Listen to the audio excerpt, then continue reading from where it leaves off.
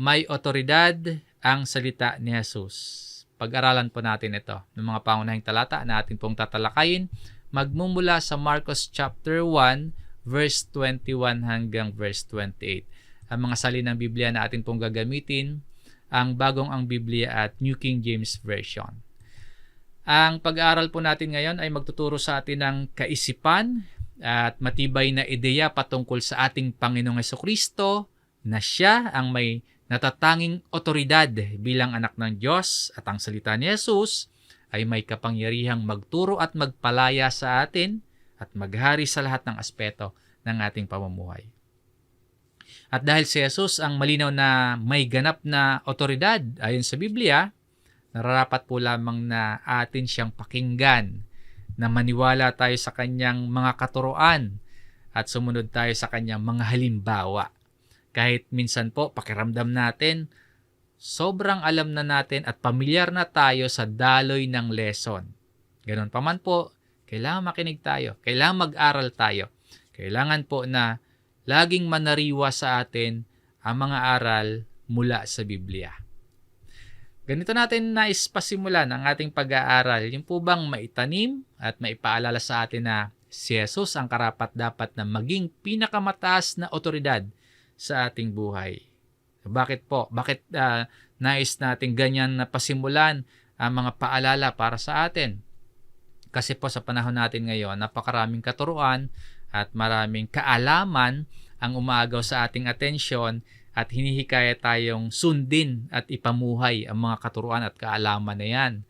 Nariyan po yung filosofiya ng sanlibutan, nariyan din po yung impluensya mula sa internet o kaya sa social media, yung mga hindi sang-ayon, hindi nakaangkop sa kalooban ng Diyos.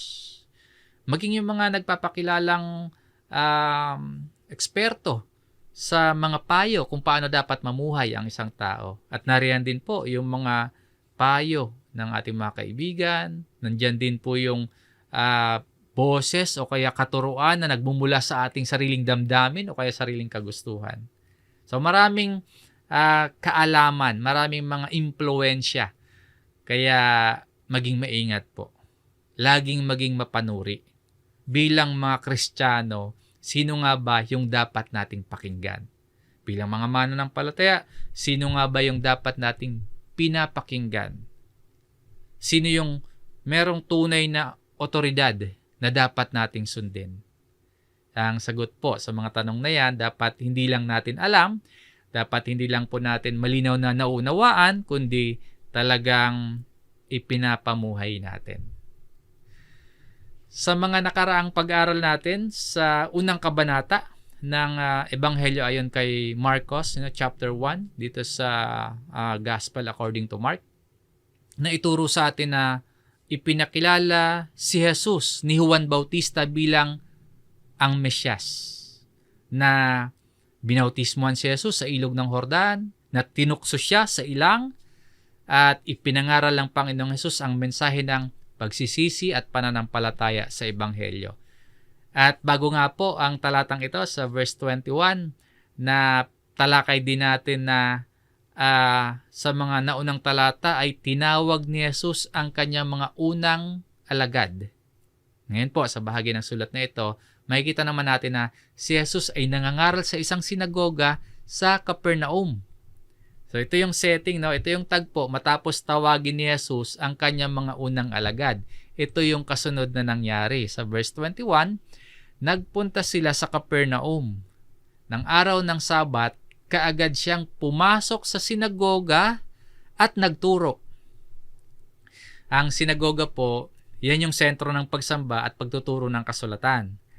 Diyan sa lugar na yan, binabasa ang kautusan ni Moises. At diyan nag-aaral ang mga tao patungkol sa Diyos. Sa sinagoga sa Capernaum, dito po nagsimulang makita ng mga tao ang kakaibang authority ni Jesus.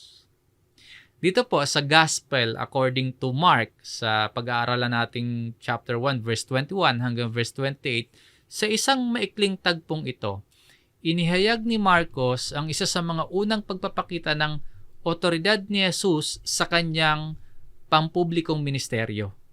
Sa mga talata pong ito, makikita natin na si Jesus hindi lamang isang ordinaryong tagahatid ng mensahe, kundi ang Panginoong Jesus ay anak ng Diyos na dapat pakinggan. Na hindi lamang si Jesus tagapagpaliwanag ng katotohanan, kundi siya mismo ang pinagmumulan ng katotohanan. At makikita din natin na ang salita ng Panginoong Jesus makapangyarihan. Na maging yung mga masasamang espiritu sumusunod sa kanyang mga utos. Bago natin makita yung kapangyarihan ni Jesus laban sa masamang espiritu, unang munang itinuro ni Marcos ang isang bagay na napansin ng mga tao tungkol kay Jesus sa panahong ito. Again, yung setting nagpunta sila sa Capernaum, pumasok sa Capernaum ang Panginoong Jesus sa sinagoga at nangaral siya, nagturo siya. Dito, may napansin yung audience ni Jesus. Yung mga tao, napansin nila, hindi katulad ng karaniwang narinig nila mula sa mga eskriba at sa mga guro ng kautusan ang napapakinggan nila. May kakaiba kay Jesus. Ang reaksyon nila, yung mga taong nandyan, nakikinig, namangha sila. Sa unang punto ng ating pag-aaral, ang otoridad ng kanyang pagtuturo. Ano yung nakita ng mga audience ni Jesus na naging dahilan para sila ay mamangha? Ano yung kaibahan ni Jesus sa mga eskriba at sa mga guro ng kautusan na karaniwang naririnig ng audience ng Panginoong Jesus na ito? Ang sagot po, mababasa natin sa verse 22. Sa simula ng talata, namangha sila sa kanyang aral. Ang salita pong namangha o astonished, sa Greek word ay ekpleso. May diwa na yung bang matinding pagkabigla o pagkagulat, na amazed, na hindi simpleng paghanga lang, kundi to strike with astonishment. Para bang sinasabi nilang, hindi pa namin kailanman naririnig yung ganyang pagtuturo na may kakaiba o may natatangi sa paraan ng pangangaral ng Jesus na ito At hindi po sinasabi dito na namangha yung mga tao dahil maganda lang yung estilo ni Jesus. No, namangha sila kasi mahusay na public speaker ang Panginoong Jesus. No, sobrang ganda, sobrang linis, sobrang husay ng kanyang presentation. Hindi po ganon. Kundi namangha ang mga tao dahil nakita nila, narinig nila na may bigat, may katiyakan, may otoridad ang salita ni Jesus. Sabi po dito, sapagkat sila'y tinuturuan niyang tulad sa isang may otoridad. Ito yung dahilan ng kanilang pagkamangha. Yung salita pong authority o autoridad, tumutukoy sa karapatan, kapamahalaan, tumutukoy sa kapangyarihang magsalita ng may katiyakan. No? Sapagkat sila'y tinuturuan niyang tulad sa isang may otoridad. Ibig sabihin, sa pangangaral ni Jesus, hindi siya tila nangangapa at halatang hindi handa. No, hindi nagsasalita ang Panginoong Jesus na parang nag-aalinlangan siya o kaya wala siyang katiyakan.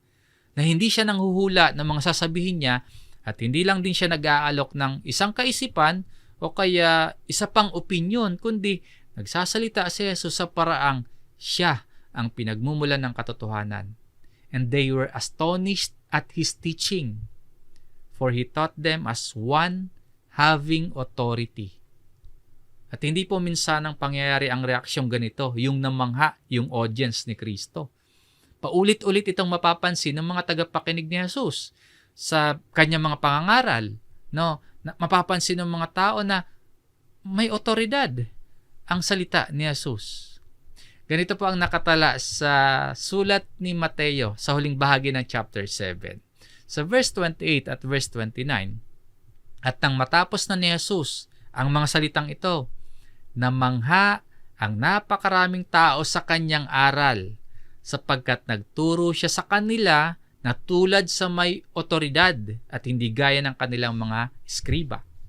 Matapos po na mangaral si Jesus, ano yung reaksyon ng mga tao?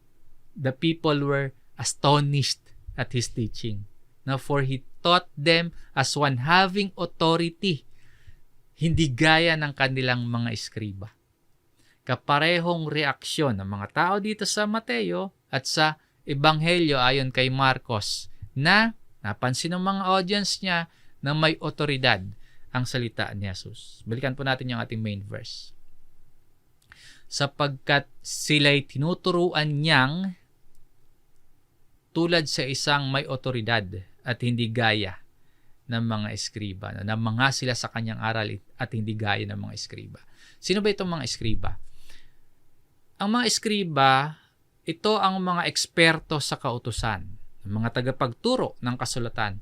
Mga tao itong kinikilalang may mataas na pinag-aralan at nirerespeto sa larangan ng relihiyon. Yan yung mga eskriba. Kaya lang, karaniwang nagtuturo ang mga eskriba sa pamagitan ng pagsipi sa kanilang mga guro o mga rabi. Madalas nilang sabihin ng mga eskriba, ayon kay rabi ganito, o kaya ayon sa tradisyong ito, o ayon sa mga guro. Ganon mangaral ang mga eskriba.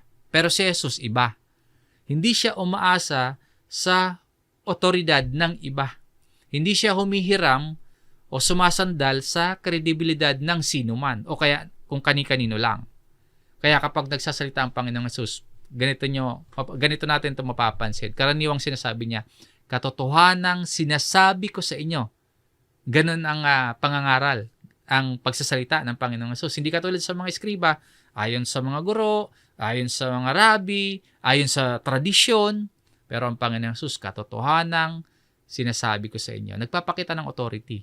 Nagsasalita ng may katotohanan. Sapagkat ang Panginoong Hesus mismo ang katotohanan. Siya ang pinagmumula ng katotohanan na si Jesus ang salitang nagkatawang tao.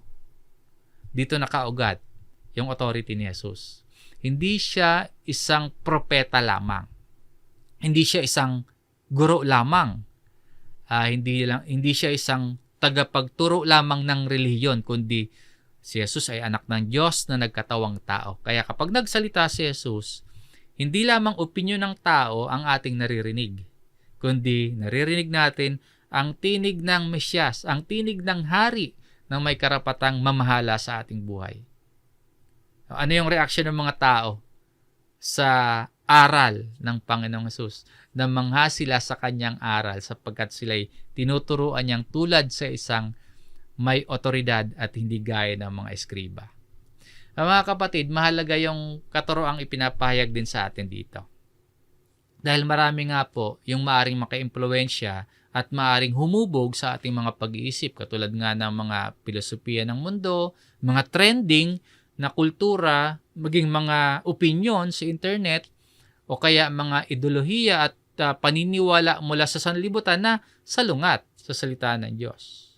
Kaya bilang mananampalataya, ang sinusunod natin hindi sikat na opinion o kaya mga ginagawa ng maraming tao sa mundo, kundi yung authority ng Panginoong Hesus. Tandaan natin na nagbabago po ang pananaw ng tao. Pero ang salita ng Diyos, hindi magbabago. Ang salita ng Diyos, nananatili magpakailanman.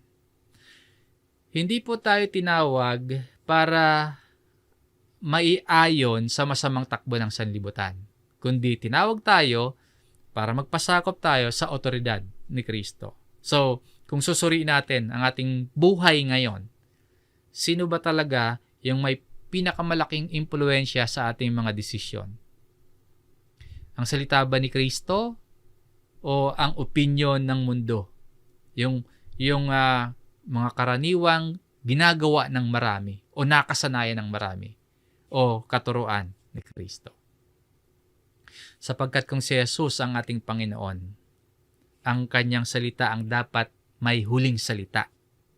Yung salita ni Jesus ang may power o kaya ang salita ni Jesus ang may authority sa ating buhay kung si Jesus ang kinikilala nating Panginoon. At kung si Jesus talaga ang Panginoon natin, huwag lang natin siyang basta hangaan o kaya ma-amaze tayo sa kanyang katuruan, kundi paniwalaan natin siya, sundin natin siya, at isabuhay natin ang kanyang mga halimbawa at mga turo sa pang-araw-araw. At kung dito pa lamang po sa pagtuturo ni Jesus, nakita na ng mga tao yung otoridad ni Kristo, mas lalo pa nila itong makikita sa susunod na pangyayari sa pagtuturo pa lamang, namangha na sila, nakita nila na may otoridad itong nangangaral na ito na si Jesus. Sa susunod na pangyayari, hindi lang nila maririnig ang salita ni Jesus, kundi makikita nila ang kapangyarihan ng Panginoong Jesus. Sa kasunod na punto ng ating aralin, ang otoridad ni Jesus laban sa masamang espiritu. Sa bahagi ng sulat na ito, ipapakita ni Marcos na hindi lamang narinig ng mga tao ang otoridad ni Jesus, kundi nasaksihan din nila ito, na ang otoridad na narinig nila sa kanyang pagtuturo ay makikita rin nila ngayon sa kanyang kapangyarihan laban sa masamang espiritu. Sa verse 23, at bigla na lamang. Again, yung setting nasa loob ng sinagoga, nangangaral ang Panginoong Jesus. At bigla na lamang, ipinapakita na hindi inaasahan ng mga tao. Ang sitwasyon nila, ang tagpo, isang ordinaryo o normal na pagtitipon sa loob ng sinagoga, sa gitna ng pagbabasa ng kasulatan o ng pangangaral, biglang nagkaroon ng kaguluhan. Sa kanilang sinagoga ay may isang tao na may masamang espiritu at bigla na lamang. May tao sa loob ng sinagoga na may masamang espiritu. May isang tao sa sinagoga na inaalihan ng masamang espiritu. Pagtuturo po ito na posibleng aktibo sa panlabas na pagsamba at pakikibahagi sa gawaing panrelihiyon ang isang tao pero may panloob na espiritual na problema. Pinapakita nito na yung physical presence sa relihiyosong lugar ay hindi po laging garantiya ng tunay na pagkakaroon ng spiritual na kalagayan. Maaring nasa relihiyosong lugar ang isang tao, may physical na presensya sa lugar ng pagsamba, aktibo, no? Pero malayo ang puso sa Diyos. Hindi ito para sabihin yung sinagoga masama, kundi pinapakita nito ang isang mahalagang katotohanan. Ang pisikal na presensya sa relihiyosong lugar, hindi po laging automatic na pagkakaroon ng tunay na ugnayan o malapit na relasyon sa Diyos. Ang panlabas na pagsamba po, hindi palaging katibayan ng pagkakaroon ng panloob na kalayaan sa espiritual. Nasa loob ng sinagoga at ang masamang espiritu ay biglang nagparamdam. Biglang nagparamdam ng kanyang presensya na nandun siya, yung masamang espiritu. Sabi po dito, at siya'y sumigaw. Yung masamang espiritu, hindi na natiling tahimik. Pinapakita po nito, ng tagpong ito na yung presensya ni Jesus naglalantad at nagre-react yung kasamaan o yung kadiliman. Yung pagsigaw ng masamang espiritu, hindi simpleng reaction lamang, kundi reaction ito ng spiritual na kadiliman dahil naroon ang presensya ng banal na otoridad ni Kristo. So mga kapatid, mahalagang maunawaan natin ito. Hindi sapat na panlabas na anyo titingnan o masusukat yung tunay na espiritualidad. Mahalaga po yung pagkakaroon ng tunay na relasyon kay Kristo. At ang tunay na presensya ni Jesus sa buhay ng tao, hindi lang po ito nagdudulot, hindi lang po ito nagbibigay ng kaaliwan, kundi nagdadala rin po ito ng paghahayag kung ano yung nasa puso ng tao. So kung may masamang espiritu, may kasamaan sa puso natin, yung presence ng Panginoong Jesus, binubulabog niyan. Hindi lang basta tayo binibigyan ng kaaliwan ng Panginoong Jesus, kundi inihahayag din kung ano yung nasa puso natin. Sa sumunod na talata po, makikita natin kung ano yung sinabi ng masamang espiritu at paano naman tumugon si Jesus. Kaya ito nakasulat sa verse 24. Na nagsasabi, anong pakialam mo sa amin, Jesus ng Nazaret? Sa talatang ito, pinapakita ni Marcos yung naging reaksyon ng masamang espiritu sa presensya ni Jesus. Hindi ito simpleng pag-uusap lamang sa pagitan ng Panginoong Jesus pati nung masamang espiritu. Ito ay isang spiritual na pag-amin ng pagkilala at takot ng masamang espiritu sa ating Panginoong Hesus. Sabi dito, naparito ka ba upang kami puksain? Did you come to destroy us? Tanong na nagpapahayag ng takot. Nalalaman po ng masamang espiritu na yung presensya ni Jesus nangangahulugan ng pagdating ng paghuhukom. Pagkatalo ng kadiliman. Ipinapakita nito na may paghuhukom sa kasamaan. Sabi pa, alam ko kung sino ka. Sabi ng masamang espiritu sa ating Panginoon Hesus. Habang yung maraming tao sa loob ng sinagoga, unti-unti pa lang nila na nauunawaan na yung mga tao sa loob, yung listeners ni Christ sa loob ng sinagoga, unti-unti pa lang nilang nakikilala kung sino itong Jesus. Pero yung masamang espiritu, nalalaman na kung sino si Jesus. Sabi ng masamang espiritu, I know who you are. At sa pagpapatuloy, ang banal ng Diyos. No?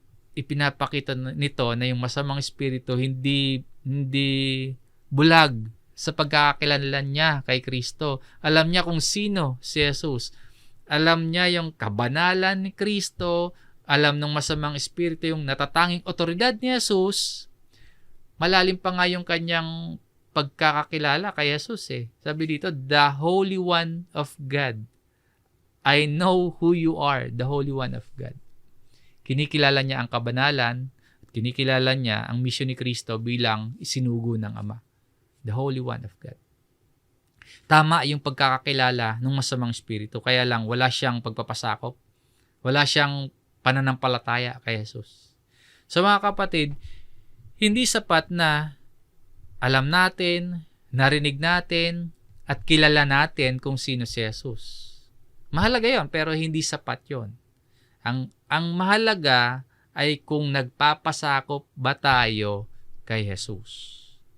Ang masamang espiritu dito, may tamang kaalaman. May tamang doktrina tungkol kay Jesus. Kaya lang, wala siyang tamang relasyon. Ibig sabihin, yung masamang espiritu may tamang pagkilala, pero walang pananampalatayang nakapagliligtas. Paalala po, ang kaalaman tungkol kay Jesus, magandang pasimula, na bagamat yan ay magandang pasimula at mahalaga, hindi po sapat. Maraming tao naniniwala na may Diyos. Maraming tao alam yung kwento sa Biblia, na nakikilala nila si Jesus bilang Panginoon. Pero hindi lubos na nagpapasakop at sumusunod kay Jesus.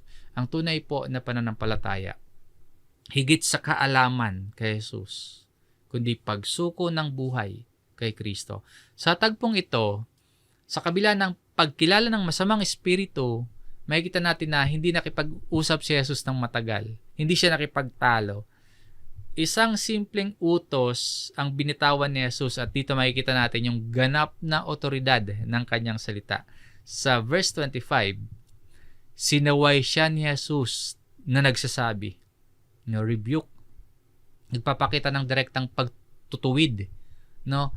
Pagpapakita ng pagkakaroon ng otoridad. Ito ay utos ng isang may kapangyarihan, no? Sinaway siya ni Jesus. Pinapakita nito na nasa posisyon si Jesus sa ganap na authority. Sabi po, tumahimik ka. Ang unang utos dito hindi pa tungkol sa paglabas ng espiritu, no? Kundi tungkol sa yung bang tumigil sa pagsigaw, tumigil sa pagsasalita. Pinapakita na ang salita ng kaaway ay pinapatahimik ng salita ng Diyos. Na ang salita ni Kristo ay may kapangyarihang supilin, may kapangyarihang patahimikin ang kaaway.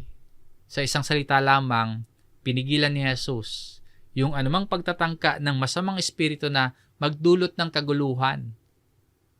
Ipinapakita na ang salita ni Jesus may likas na kapangyarihan at otoridad. At ang kasunod, at lumabas ka sa Kanya. Dito naman, direktang utos na ito ng pagpapaalis. Walang mahabang pagtatalo, walang mahabang proseso.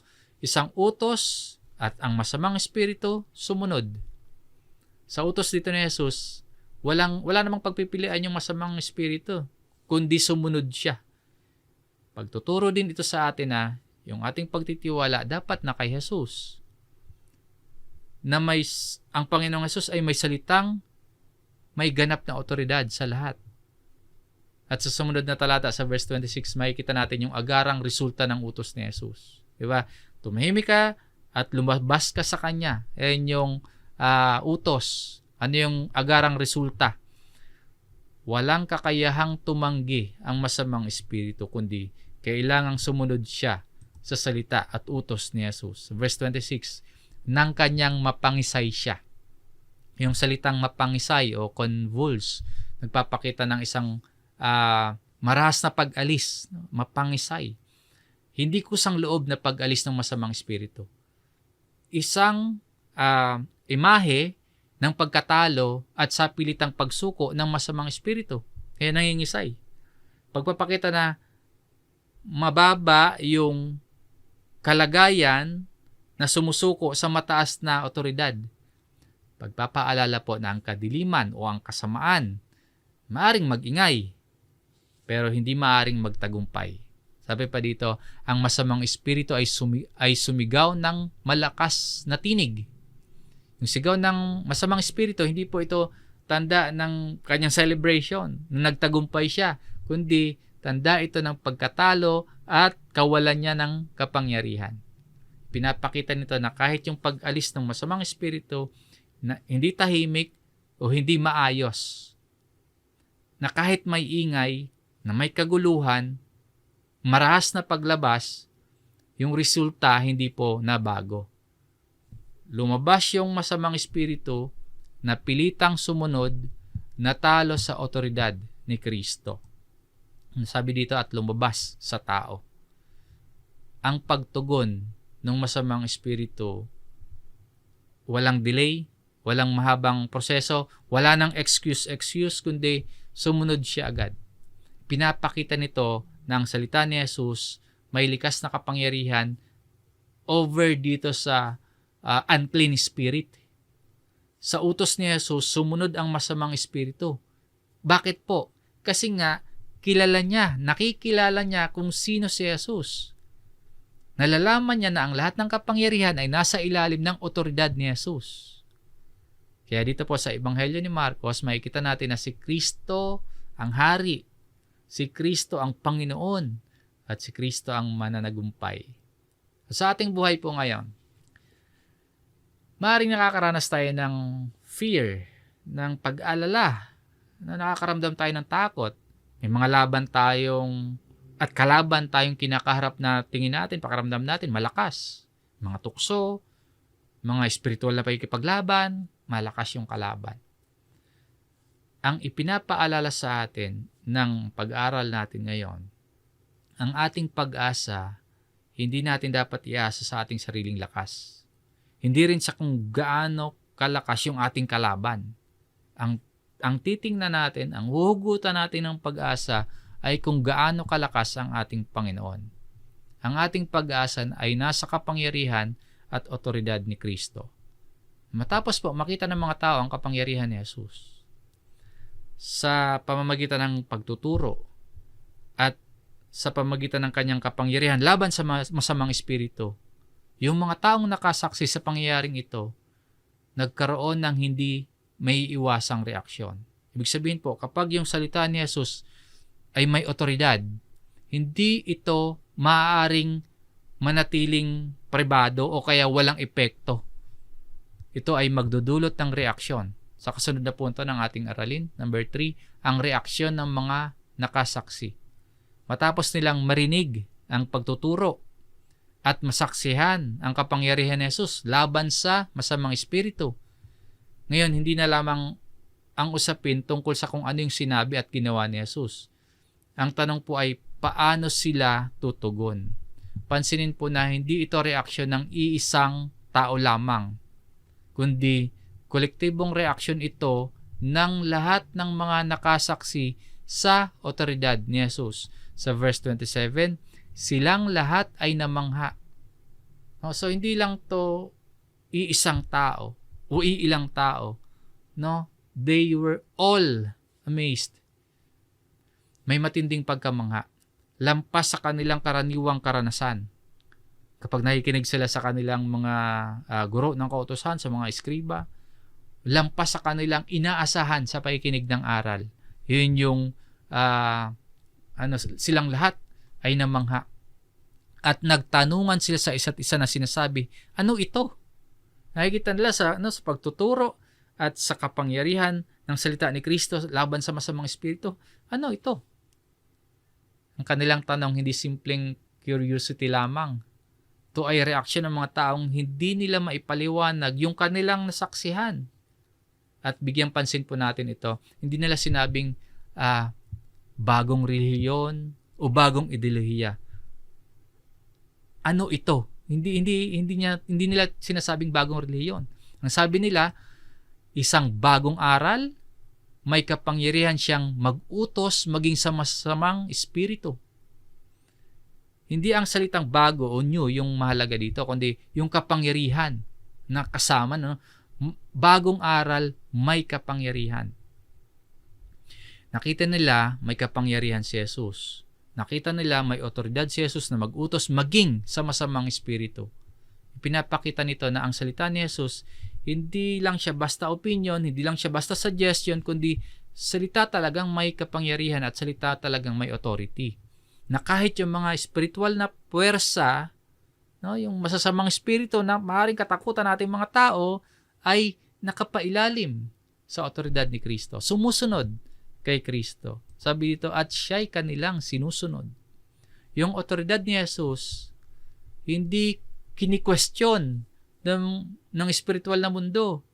Totoo ba yan? Ikaw ba talaga ang anak ng Diyos? Ikaw ba talaga ang Mesyas? Hindi kini-question ng mga spiritual na mundo, kundi sinusunod. Siya'y kanilang sinusunod. Kung ang kadiliman o masasamang espiritu sumusunod kay Jesus, gaano pa kaya tayo na mga tao mas dapat sumusunod? Sa huling talata ng ating teksto, makikita natin yung natural at hindi mapigilang resulta ng mga nangyari kay Jesus sa sinagoga ng Capernaum. Sa verse 28, agad na kumalat. Pinapakita na hindi mabagal, immediately, hindi napigilan ang katotohanan. Ang otoridad ni Jesus na nakita sa kanyang pagtuturo at nakita sa kanyang kapangyarihan laban sa masamang espiritu, hindi napigilan. Hindi maikulong sa isang lugar. Hindi na natili sa sinagoga lamang. Kapag ang tunay na otoridad ng Diyos nahayag, yan talaga ay kumakalat. Sabi pa dito, ang balita tungkol sa Kanya. Kumalat o naipamalita, hindi lang yung ginawa, kundi yung pagkakakilanlan ni Jesus, yung tungkol kay Jesus. Naipahayag kung sino si Kristo, ano ang Kanyang ginawa, anong klaseng otoridad ang nasa Kanya. So yung sentro na ng usapan o sentro na ng balita ay si Kristo na mismo tungkol sa Kanya sa buong palibot ng lupain ng Galilea. Sa panahong ito, ang Galilea, isang buong rehiyon, throughout all the region around Galilee. Ipinapakita na mula sa sinagoga sa Capernaum, naging usapan o naging balita si Kristo sa buong lugar, buong lupain, sa palibot ng lupain.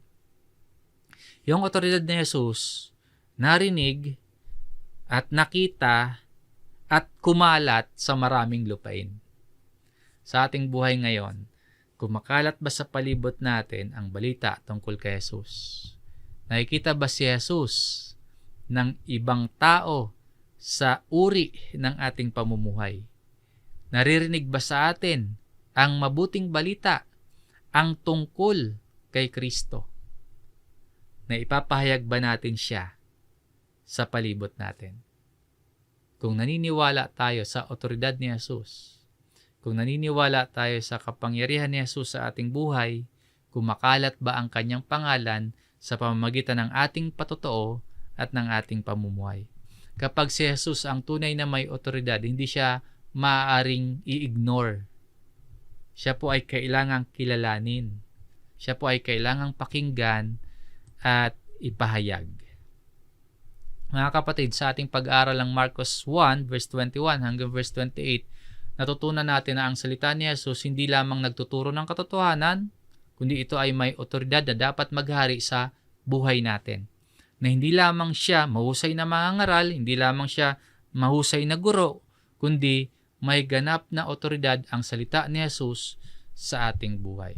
So sa aral at mensaheng iniiwan sa atin, una, ang salita ni Kristo ay dapat paniwalaan at sundin. Hindi sapat na marinig lamang natin ang salita ng Panginoong Hesus. Kailangang paniwalaan at isabuhay natin yan. Kalawa, walang kapangyarihan ng kadiliman na mas mataas kay Kristo. Ano man yung ating kinatatakutan, tandaan natin na si Jesus ay higit na dakila, may otoridad at makapangyarihan. Number 3, ang tunay na pananampalataya hindi lamang paghanga kay Jesus. Ang tunay na pananampalataya po ay buong pusong pagsunod kay Jesus bilang Panginoon. Kapag si Jesus ang may otoridad sa buhay natin, yung kaguluhan napapalitan ng kapayapaan. Yung kadiliman napapalitan ng liwanag. Yung pagkabihag napapalitan ng kalayaan. Kapag si Jesus ang may otoridad sa buhay natin. Sapagkat ang kanyang salita po may otoridad. At ang kanyang otoridad naghahatid sa atin ng bagong buhay. Dahil siya, ang Panginoong Hesus, ang anak ng Diyos na may ganap na kapamahalaan dito sa lupa, maging sa langit. Kaya ang tanong para sa bawat sa atin, nagpapasakop ba tayo sa otoridad ni Jesus? Mga kapatid, sa sinagoga sa Capernaum, namangha yung mga tao sa nasaksihan nila na otoridad ni Jesus. Pero hindi sila tinawag ni Jesus, hindi sila tinuruan, pinahayagan ng aral para mamangha lamang, kundi tinawag sila upang maniwala at sumunod. Hanggang ngayon, ganon pa rin po ang hamon ng salita ng Diyos sa atin.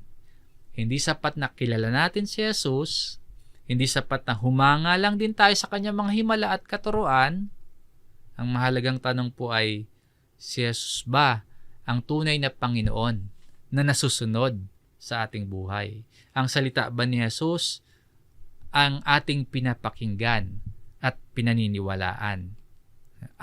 Sa pag-aral natin dito, sa bahagi ng mga talatang ito, itinuro sa atin ang salita ni Jesus dapat pinapakinggan, dapat pinaniniwalaan, at dapat sinusunod.